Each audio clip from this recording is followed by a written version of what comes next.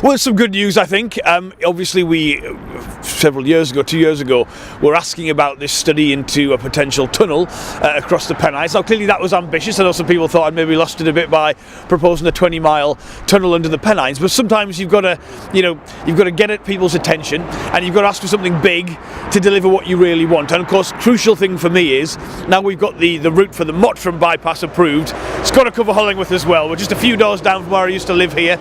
It's a problem everyone in this area knows about. And crucially, what the report says is the government and Transport for the North, they're not going to look at the 20-mile tunnel. I think we understand why that is.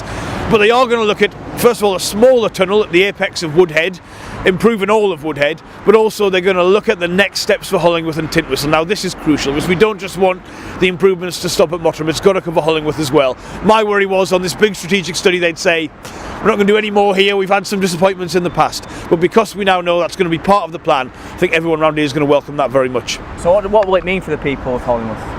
Well, if we could get the bypass around Hollingworth, first of all, it means frankly, you're going to be able to get to and from your home a lot easier. I mean, our campaign here is called the Siege Committee because you can't get out your house at certain times. But also, for me, it will address the long-term problem, which is that this is a major cross-regional route. We all know that people getting across to the M1, getting across to the Peak Park, it can't be right that local village roads that were never designed to cope with this level of traffic have got to put up with it. The M67 originally would have gone from Manchester city centre to Sheffield city centre, so when you think we've got 3 junctions, it's unfinished at either end. It's obviously not satisfactory, and people have put up with this for so long, for far too long. I think it's been going at least 50 years. I now feel with what's happened in Mottram and what's happening here today, we finally seem to be really getting some proper progress made.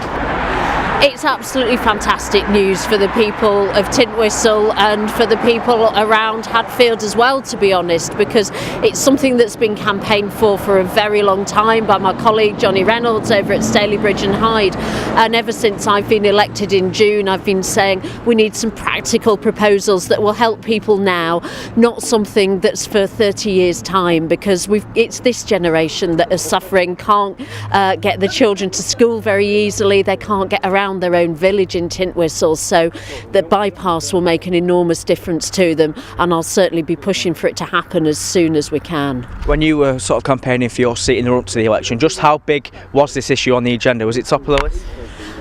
Round this area, it's absolutely top of the list is traffic. It's great that we've seen proposals for the Mottram bypass coming through, and hopefully that will help in a couple of years' time, and we need to make sure that for the Tintwistle area this happens very soon after that.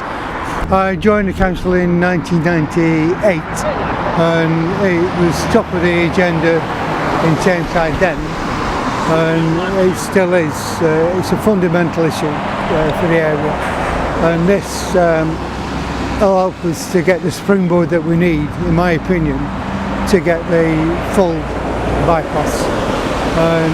And all the meetings that we had with Derbyshire and the previous Conservative MP, I was the one who was pushing for the tunnels, and now that's coming forward, hopefully a bit further.